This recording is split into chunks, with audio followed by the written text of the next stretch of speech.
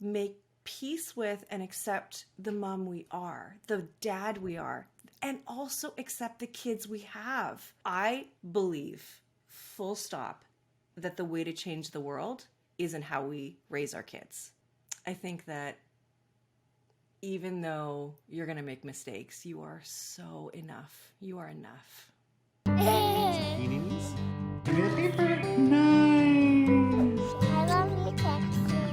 Hey guys, I'm Young, a full-time dad and a full-time professional with the goal to become the best parent possible. The Girl Dad Show is my journey interviewing fellow working parents aspiring to be both good at work and parenting. I'm going to do this by gathering and sharing unfiltered perspectives from my guests. So join me as I research parenthood one interview at a time. Robbin, thank you so much for joining me on my show. Oh, thanks for having me, Young. I'm super excited to be here and super excited to talk to you. Let's jump right into it. So why don't you tell everyone what you do for a living? So I am a parenting coach, and I come from being a really angry, overwhelmed, just completely stressed out mom to having found, out of sheer desperation, a way to connect with my kids, to now helping parents do the same thing. And I have a son that has a lot of extra needs, and that really kind of kicked my butt. And as a mom, I felt right from the start that I wasn't good enough. And I've had a really rough go, but I know that there is a better way and a new way and a way that we can thrive as parents and also raise our kids to be the best that they can be. I'm so excited to talk to you because you are building what I'm trying to learn. So it's awesome. You're going to be able to educate me and hopefully teach me some things that I don't know. And it sounds like you are definitely hyper-focused into being the best parent. You made it your business. Yeah, well, I love that you're a girl dad because I'm a boy mom. Oh, awesome. We're equal counterpart. That's great. We got to talk about that as well, too. Yeah. I love being a girl dad. I actually did not want to be a girl dad. I was like, oh, I really want boys. And then I love being a girl dad. I love being a girl dad. I thought the same way about boys. I was like, uh-oh, what am I going to do with these boys? Yeah. Right? Because I'm such a girly girl. That's right. So I totally I see a bunch of my friends that have boys and I'm like, wow, that's very different than my girls. Yeah, they have a lot of propensity to break things and break themselves, and it's really funny to watch the differences at that young age, right? My kids are really young. Yeah, both my kids have had hospital visits that needed surgery, and that's so amazing. Yeah, they do break things themselves. Well, tell me about your kids. How old are they, and what do you mean about the trajectory? I want to dig into this. Yeah, tell me about your kids. Yeah, well, so I have two boys. They're teenagers, 16 and 13. And my oldest, he kind of came out this way. He was the kid where I went in, he was 11 days overdue. When I had an epidural, not to get graphic, he went up instead of down, right? That's not good, right? So he was trouble from the start. And then when I had him, I had to have a C-section, and I couldn't nurse him. I couldn't calm him down. He wouldn't sleep through the night. So he came to me ready and kind of ticked off with the world, right? Already. Wow. And so it sent me down this shame spiral that I wasn't, I couldn't even do the things that my body was supposed to be able to do, with air quotes, right? And so as he grew up, we learn more about him, right? There are some things that are going on with him. So his brain is different, and he has ADHD, he has learning disabilities, he also has obsessive compulsive disorder. And that's no joke. People will say it sort of, flippantly, like, oh, that's my OCD. Well, actually, if you really have it, it is no joke. And so with OCD comes OCD rage. And he's also defiant. The word no is something he can't handle. And so I found myself yelling all the time and so angry. I just needed him to listen to me, and he wouldn't listen to me. And I mean, I've never felt so angry before in my life as when I was first parenting, and I was so depressed and went down this deep, dark, went into a really deep, dark place where I thought I might leave my family. Oh, wow. And I maybe thought I might leave this earth too. That's how bad it was. And I needed help, and I tried to get help, but I heard so many people tell me that it was my fault, that I needed to do better. And that wasn't right. That wasn't true. And it wasn't until I actually found this peaceful parenting or conscious parenting where I finally had somebody say to me, like, it's okay if you lose your center before your child does. Like, you can forgive yourself. You can go easy on yourself. That also understanding why my child acts the way he acts is key to being able to respond and not react. Just that understanding, and I didn't know about brain growth. I didn't know about developmental stages. I didn't know about any of that stuff. And that stuff really matters. And I always say that parenting is the one thing, it's the one job we do that's the most important job we do in this entire world. But we didn't study for it. We didn't go to school for it. We don't have mentors. We just have our parents. That experience is all we have. And so that's why there's so much shame around it. And there's so many parents that say, well, I should know how to do this. Why should you? How should you? You don't go to IKEA without getting instructions to put up a shelf, right? And here's a human. That's right. And you now have to make them thrive. And I'm going to judge you. I'm going to criticize you when I think you're doing it wrong. And it was kind of hell. Yeah, and it's also really, really interesting that we don't talk about this more, because I think I'll put my wife a little bit on here too, and she struggled a lot with this as well too, like the imposter syndrome and like struggling to feel like she's adequate or doing it good enough and comparing herself a lot. I mean, I definitely struggle with it, but not as bad as my wife did, for sure, because she definitely went down some negative thoughts. I mean, I definitely struggle with, in the sense of like what you just made the IKEA joke. It's like, wait, that's it? Like I have a kid, and I'm like, you're sending me home? Like there's like some sort of training or some sort of like onboarding process. Like it was like, I'm like, wait, that's it? Like this is it? I was like, are you sure? Like I don't have to like get certified or like there's no license for this? Like, yeah, like I was very surprised. Like there was a moment I'm like, oh my God, that's it. Okay, so now I'm a parent, I'm a dad, I'm responsible. Okay, cool. It was kind of a shock factor, but you're right. There's a really weird stigma around it. And I think it's kind of funny too, because not funny in the sense of like, haha, funny, but funny in the sense of like, it's so abnormal, because if you actually think about it, at least from my point of view, I don't think I've met that many people that have had no issues. I feel like I've met more moms that have had a lot of issues and dads that have had a lot of issues than I had people that are like, oh, it's fine. And there's all these things that are like stigmatized around talking about it. That is so fascinating, actually, now that I think about that. Why is that? I think for a couple of reasons. I think, as women, especially, we're told all of our lives that we're going to be little moms. Right? We get baby dolls, we nurture these babies, right? And that's part of our nature. We're nurturers, so that's not that far off, but we're told all of our lives that we're going to be moms, that we should be moms. And then when we are, it's really hard. And because there's this whole facade and this perfectionism that, seems to exist around motherhood, this fictional mother doesn't exist. Exactly. This perfect mother doesn't exist, but we feel like we need to raise ourselves up to this fictitious standard that, again, doesn't exist. And we kill ourselves trying to be that. And the pressures that we face are, you better bounce back from your baby body right away, right? You better have a child that has good manners and is well behaved all the time. You also, better be, have a great relationship and, have, all the things, kids in the right clothes, like all of the things, right? The best schools, all the stuff. And most of us are working too, and all the pressures that come with that. It's so much. And then you go on social media. And it's the worst. And I don't want to vilify that in any way. Oh, you can. But it's the worst. fake. Yeah, it's the worst. Yeah. Right? It's the worst. It makes me feel terrible. And even to this day, I'll see things like, I remember when my son was, I think it's 11, you can take your Home Alone course. And I remember all these kids getting their Home Alone courses and, just a day course, all these kids getting their babysitter certificates. I'm like, wow, must be nice. Like there's no way my son was interested, wanted to. Yeah. And it's too hard to emotionally disconnect and like not not compare. Like your natural human instinct Yeah, wants to do that, and it just makes you slowly feel bad about exactly. yourself. Yeah, totally, Yeah, totally. yeah.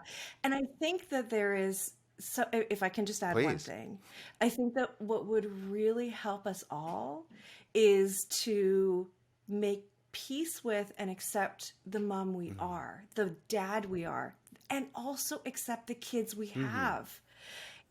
I fought for a long time wanting to change my son, wanting to fix Mm. him. And I just need to accept him and I need to accept where he's at, who he is, and then see all of the other beautiful strengths that he has because he's not just OCD. He's not just a defiant kid. He's so much more than that. That's amazing. That's amazing. I love it. That level of acceptance is really sage. I think that you're speaking right to me right now, and I'm sure you're speaking to a lot of people Mm. by saying that. But I definitely need to embrace that ideology a lot more because I have so much expectations on myself and so many expectations for my kids. But you're right. It's about like just accepting that you're you, and you're also accepting that you're doing the best that you can with very little instructions. But I'm like dying of Yeah. curiosity here. Can I ask you about your childhood? How did you grow up? Yeah. What was your childhood like? Yeah. So I had a great childhood. I grew up I live in Vancouver, British Columbia, so I'm Nice. Canadian. Grew, born and raised here. My mom is German. She came here from Germany, met my dad right away. He, is Canadian. And yeah, we grew up. I have a sister. We sort of moved around a lot, but all within Mm-hmm. Vancouver. And I did have a dad. My dad passed away a few years ago, and so he was pretty domineering and was somebody who I think he had ADHD Mm-hmm. himself, and so he wasn't a very good listener, and that I know now was one of the biggest triggers for me is when my son wasn't listening to me, it was really me screaming at my dad to Oh listen my to me gosh. because in Yeah. the paradigm shifts, right? And it becomes like, okay, I have the power now. I'm in charge now. Now you have to listen to Mm. me, like my dad was with me, demanding, of me and all that. And it wasn't until I realized, oh, that's actually, I'm trying to get what I didn't get when I was a Mm. child. And what we don't realize is how much those little injustices, those little infractions, those little hurts come back to impact us in our parenting, and our kids, totally unbeknownst to us, will mirror back to us what we really need to heal, because when there's a trigger, that means there's some pain Oh underneath my that gosh, that's trigger, right? amazing. So but in general, my childhood was really Mm-hmm. great, and yeah, I love my family. My mom lives with Oh me wow, now. that's awesome. And what has she like talked to you at all about like your parenting style and like what she thinks about that? Oh, yeah, there's some history there for Mm-hmm. sure. When I was first a mom, my mom could see that I was struggling, but I didn't really want anybody to Mm. know. So, that's the shame part of it.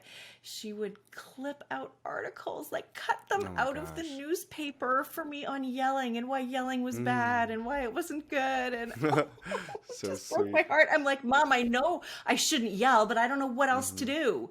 Right? It was awful. It was awful. It was awful. And my son spent a lot of time with them because he was so hard for Yeah. me, and then I had my second son. So they helped If out you a don't mind lot. me asking, what was that second kid like? I mean, because if you have such a difficult first, what first off, what prompted you to have a second, and then what was the second kid like? Yeah. So true. Like, were we crazy? Here's Mm-hmm. the thing. You Mm-hmm. forget. You do forget Oh yeah. how hard it was. And Aiden, my second one, is the Mm. opposite. He is a Mm-hmm. gentle Mm-hmm. soul. He is such a love bug. And I always say to parents, and I believe it to be true myself, that you get one Mm-hmm. of each. You Oh get yeah. the easier one and you get the harder one. And we always knew that we wanted more than one, and we could see that it wouldn't be good for Parker, our oldest, to be the only child, and it was definitely a discussion, but we knew that if it was as bad as the first one, that we could survive that. Yeah, your plate grew. One Yeah, more the time. amount you could handle just grew because of because of Yeah. the experience. And people would tell us, when you add a second one, it's like having 4 more. It was like no issue whatsoever. It was like we still had the one Wow. because eating was so easy. Yeah, Yeah, amazing. it was great. That's awesome. And then, Yeah. so when did the transition happen from building this business? Like, so when did that happen to being a parenting coach? Through the journey of finding the way that I wanted to parent and the way that I wanted to connect with my kids, I ended up hiring a parent coach, and I went to this conference on parenting, and there were these parent coaches, and I'd never heard of that before, and they were all over me because I was a total mess. And then I thought, okay, you know what? After this conference, I felt so inspired. I was like, and I said to my kids, I am never going to yell at you again, you guys. I am never going to yell. And 5 minutes later, I was yelling. Yeah, totally. Like I didn't know really how. I knew that I wanted to. I knew that I had more peace, but I absolutely didn't have the tools or the knowledge, right? Or the solutions to actually get me to this new place. So hiring a parent coach was the game changer for me. The transformation was so unbelievable that I couldn't deny it. And I knew that I had to do it. And so I come from marketing. I come from, doing marketing in my corporate career to this. And so it was around 2017 that I was able to transition into doing this full time as a business. That's amazing. So cool. Yeah. So yeah. Can I ask what made you stop? What made you stop? Because that couldn't have been an easy decision financially or professionally to stop doing corporate marketing to, being an entrepreneur, right? Because you're essentially switching stability for instability, for lack of better words.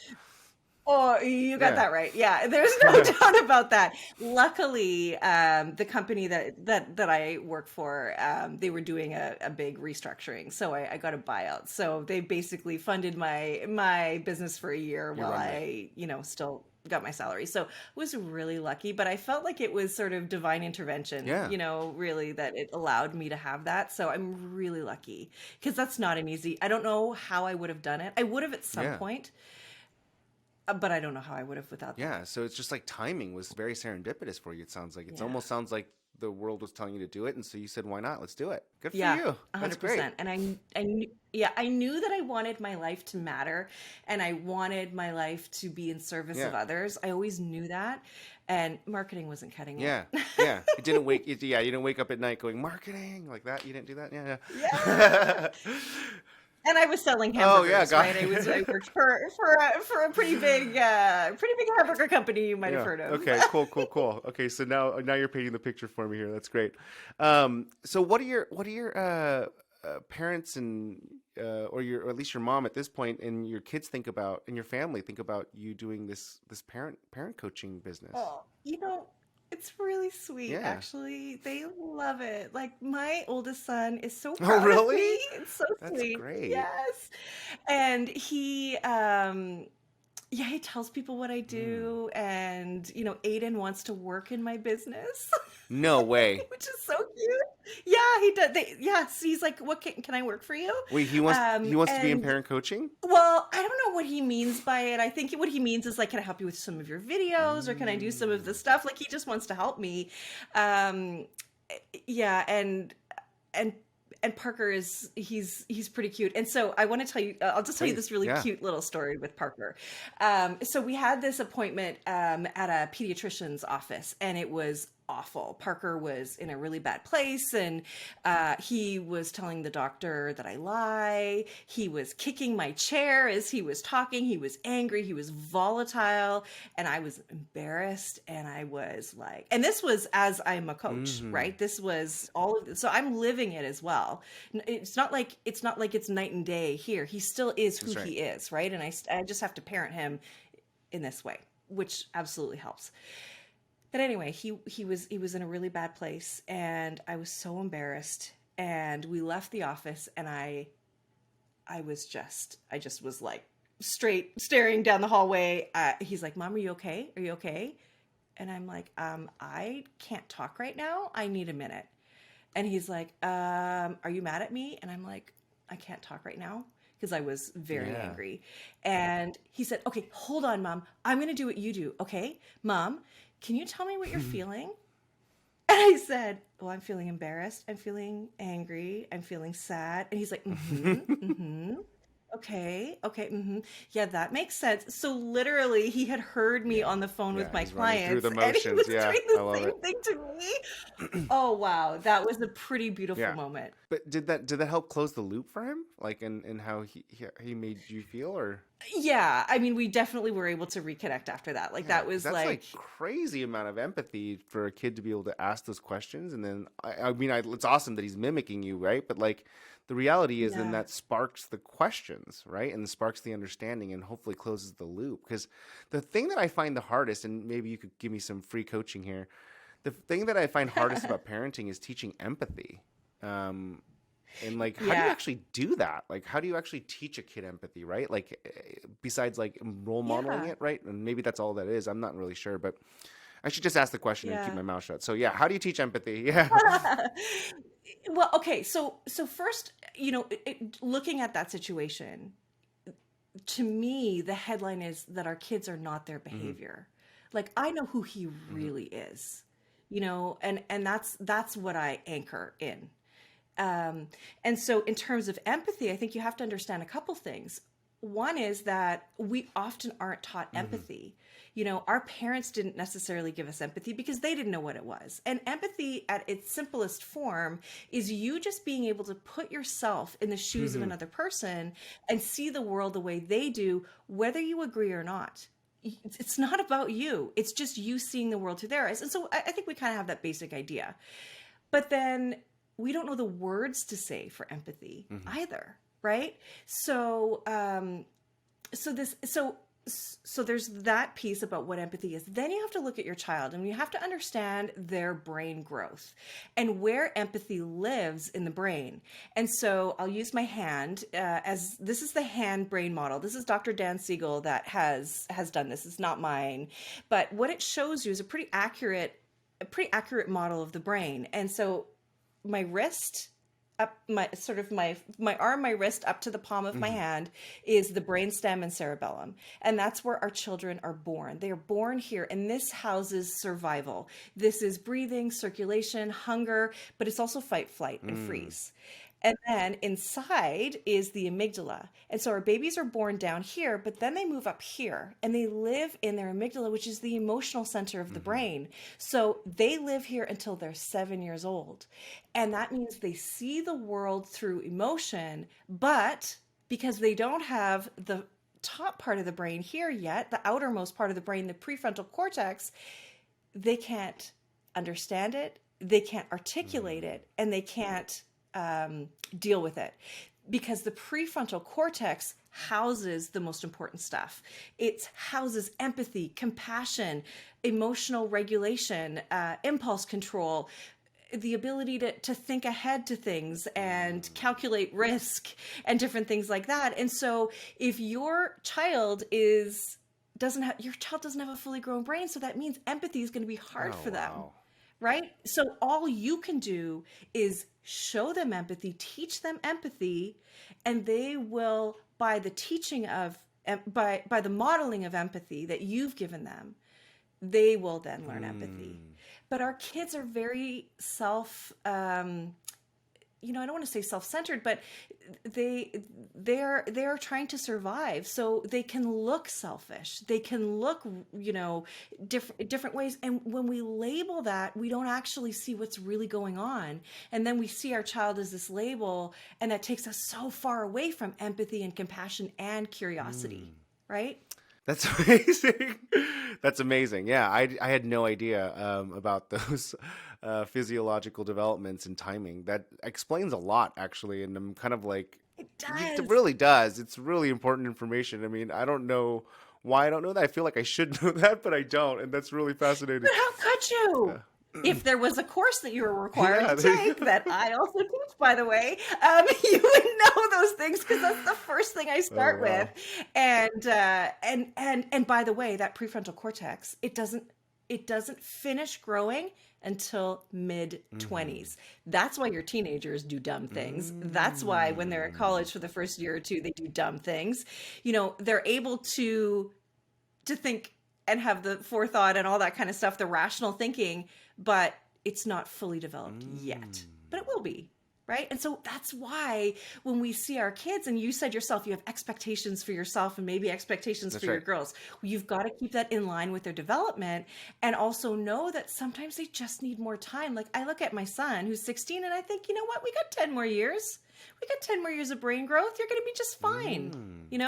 It lets me relax. Yeah, because when you look at the macro, or at least the forest from the trees, you're realizing these are all just like milestones that they're going through in their own way, right? And it's just physiological development, and you really can't control that. I mean, you can, but you really don't want to, right? Because the reality is, like, you shouldn't put so much pressure on controlling it, because the reality is that they're going to grow through these developmental stages with or without you, whether you wanted to or not. Yeah. Right, and controlling it, there is no control. You can try, and I tried, but I made myself absolutely miserable and sick, and I didn't have connection with my son. The love was there, but the deep connection and relationship wasn't there. And that's what carries you on. Your kids are not just with you for 18 years. They're with you for life. That's right. And I know so many people that have bad relationships with their parents. Yeah. Because the parents continue to parent them or run their own agenda or judge them or criticize them, put them down. And our parents' opinion matters to us. And as an adult, you think, okay, mom, dad, I'm good. I have a mortgage. I have a family. I have a really good job. I don't need you telling me what friends to hang out with or that you disapprove of X, Y, and Z. You're not invited anymore. That is so funny. Right? That is so funny. You're absolutely right. We got to be really focused on the elements of like parenting as the kid becomes an adult. Like, that is so funny, because I had that exact thing happen to me 2 years ago when I decided to quit my job and start my consulting business. I called my mom to tell her that I was gonna do this, and the idea behind it, and she's like, well, I think you shouldn't do it, or at least let's like think some more about it, and like really like let's spend a couple more weeks thinking about it before you actually do that, because it's kind of risky and da-da-da. And I'm like, oh, Mom, I think there's a miscommunication here. I'm not calling to ask for permission. I'm calling to tell you that I'm doing this. I'm like just notifying you because you're my mom and I'm making a big life decision. And she's like, okay, well, let's just keep thinking about it. And she just like didn't listen to me, and I'm like, oh, Mom, I'm a 40-year-old man. I have 2 young kids and a mortgage and all that stuff. And I'm like, this is like, I'm already doing it. Like, the decision's already been made. I'm just bringing you along for the ride. And it's just like, nothing bad, right? I mean, I love my mom to death. She's a sweetheart, but like, she just doesn't like, it's just, she can't turn it off. She can't turn off the fact that she's my mom. Yeah. And she's like fear of like me failing my business and fear of like doing something that's not stable and just making sure that I'm safe. But it's funny because you say that, and I just realized that, like, I'm like, that's a really funny conversation, because I still think I hung up that phone not like thinking that she understood that I was doing this anyways. Like, she still thought, like, we left like with her still thinking that we were going to think about this more for her approval. Oh, that's so cute. It is very cute. So cute. It's really cute.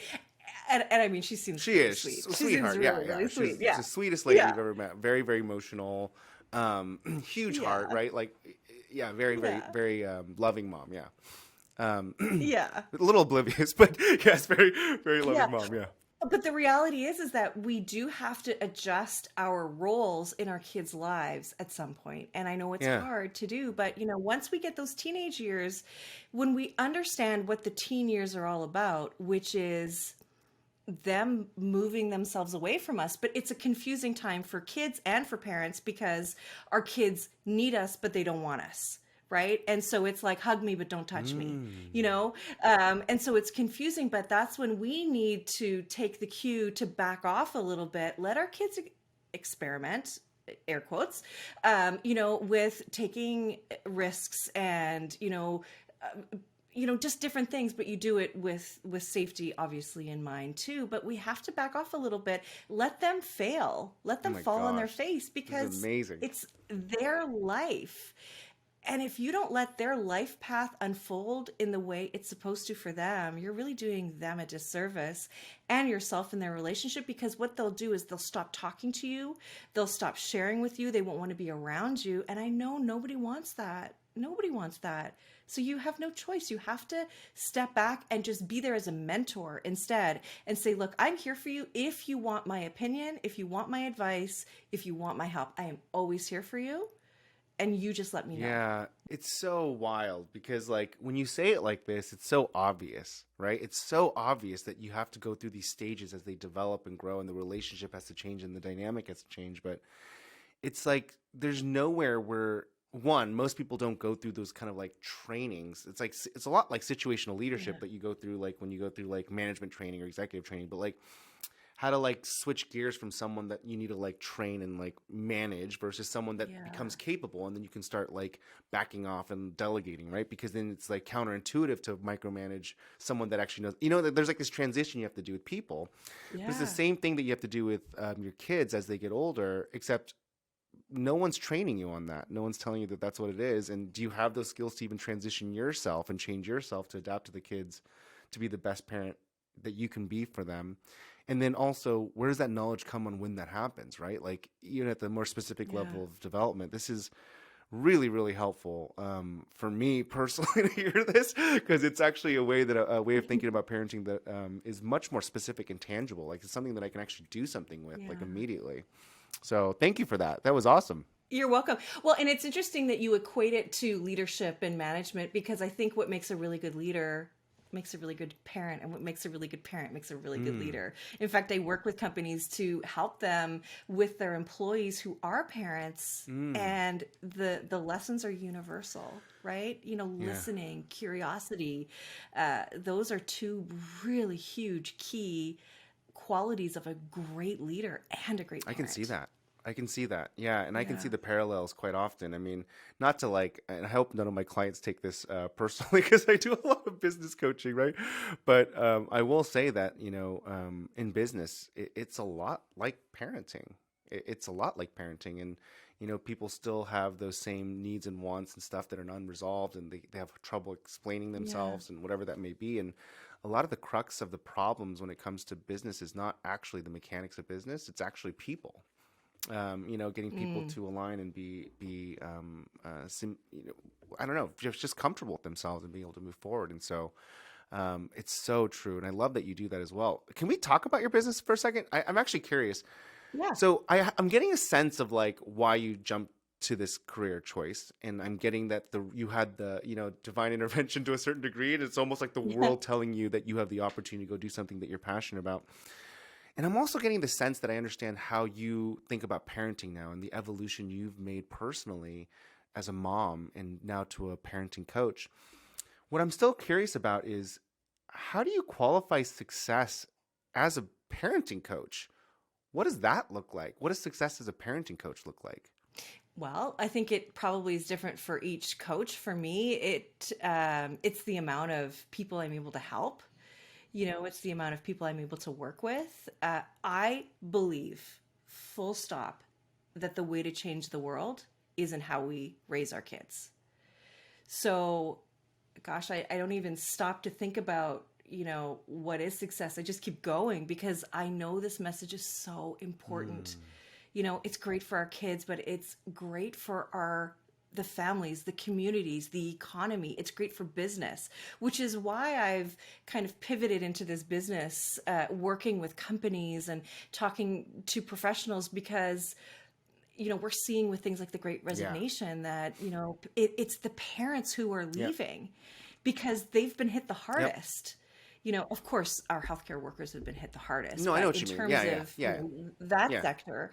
And 43% of women will leave their careers when home life becomes too complicated. But we need those women in the workforce, because what they bring to the workforce in terms of, their ability to problem solve and multitask and listen and have compassion and those sorts of things, they make a great workplace. They make a workplace work. But if they're leaving, what a shame.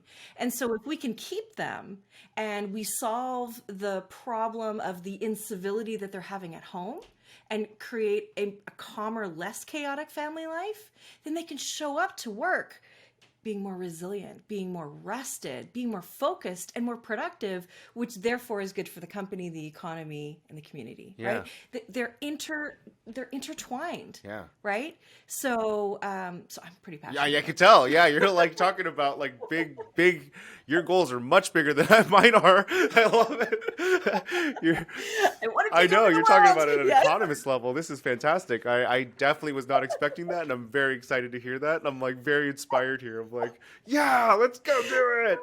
But I do agree with you. I think that there is a lot of benefit in, at the very least, having a diverse set of contributors in a workspace being better than having a one-sided kind of like thing. So even if it's just for the sake of having that point of view represented is very, very important. But I also do think that there is a lot of parallels between the two things. And so I also agree with that aspect as well. And then how you stitch it all together, that's all you, girl. You go for it. I got your back. I'm here for it. I love that you qualify it by getting the message out. It sounds like you're insanely passionate about this. And that's I really, really am. really cool. Very, very cool. And there's nothing better than to see a parent say, oh my gosh, that makes so much more sense. Or, oh, that's all I have to do. Yeah, that's all you have to do. It's that one little tweak. I will tell you right now, live in this podcast, I've already had 2 of those moments where I'm just like, like, oh my gosh, that's changing the way I literally am thinking about everything that I just happened this last week even, right? So I know it's not the world, but at least in one dad, you've already made 2 impacts like that in this last 45 minutes. So happy. Very, very good. Okay, cool. So let me keep this train moving, because I do want to make sure I'm conscious of time and I get to my rapid fire questions here. But if you don't mind, I'd love to switch over to 4 questions that I'd love to ask. Well, actually, now I made it 5, so we'll stick to the 5. But I switched it from 4 to 5 a couple of episodes ago. So, but I want to ask you the same questions I ask every guest, so we get some symmetry to the conversation. Okay. What advice do you have for other parents and soon-to-be parents? To let go of your expectations and just accept what is. Just accept what is. Stop being at war with this present moment. Stop being at war with it. Just accept. Love it. That's awesome. You started with it and you close with it. That's great. Very good. So at least you're consistent. That's amazing. At the very least, out of anything we talked about, that's awesome. If you can go back and tell yourself one thing before having kids, what would you tell yourself? I think that even though you're going to make mistakes, you are so enough. You are enough. That's so nice. So emotional. I'm going to cry. Just knowing your story. Knowing your story now, I'm like, oh my God, that's actually really good. Oh my gosh. Okay. All right. Yeah, I know. This is supposed to be a really lighthearted parenting podcast from a dad's point of view. You're like turning this into an emotional fest here. Yeah. Okay, good. It's good. It's good to have emotions. Yeah, let's get it out. Yeah. All right. Yeah. What is the most surprising thing that you've learned about yourself after becoming a parent? That I am very routine and very regimented. I thought I was flexible and free. Not at all. Wow. Not at all. I'm not spontaneous. I'm very set in my ways. That's awesome. That's so funny. Yeah. That's a really interesting discovery. So it's almost like you had this like facade that you put out until you became a parent, and then you realized, no, that's actually not me. Yeah. You have I don't know. Maybe I went from outgoing to a hermit because I'm a little bit like, or it impacted you. Yeah. I could see that. Yeah. I could see that. Yeah. So on the business side, what's your all-time favorite business book? Think and Grow Rich. Oh, cool. That's a good one. Yeah. I haven't read that in a couple of years, actually. That's really cool. I like that. Amazing. It is amazing. Thank you for sharing that. That's a good one. I'll have to brush up Yeah. on that one. And then my newest one that I like to ask is, what does Robbin do when she's not being a super mom or a super parenting coach? What do you do for fun? What's your pastime? Um, I'm really lucky. My husband is like my best friend. We just love each other so much. So, just being together with him, and of course the boys, but my husband and I, we just like to hang out. We go for walks. We go out to eat a lot, just the two of us, because our boys are older now. So that's really our happy place. Oh, wow. Date nights. Those are great. I like Yeah. that. That's very Yeah. sweet. Awesome. Well, Yeah. Robbin, thank you so much for being on the show. I had so much fun, and I learned so much about parenting, probably more than but yeah, this was awesome. Like I learned a lot about the physiological aspects of parenting and just like a lot of the concepts. And I really am really grateful for the knowledge that you've been able to impart upon me, and for how much you've elevated. I'm laughing because you've elevated the quality of my podcast just by showering the show with actual like knowledge about physiology and child development. And like, it's so funny because I have a parenting podcast, but I don't talk about any of that, right? Oh, I Yeah, love it. so it's wonderful that you've just like, just like added some like, academic cred to my podcast here. It's so great. Well, I'm so happy. Thank you so much for having me. You are so lovely, and I love that we can have like such a great conversation that's fun and light, but also meaningful. Yeah. Like that doesn't happen very Yeah. often. So I want to thank Oh, you. thank you for that. Well, I look forward to staying in touch, and again, thank you for your time, and I'll talk to you soon. Okay, thanks so much. Thanks for tuning in to another episode of The Girl Dad Show.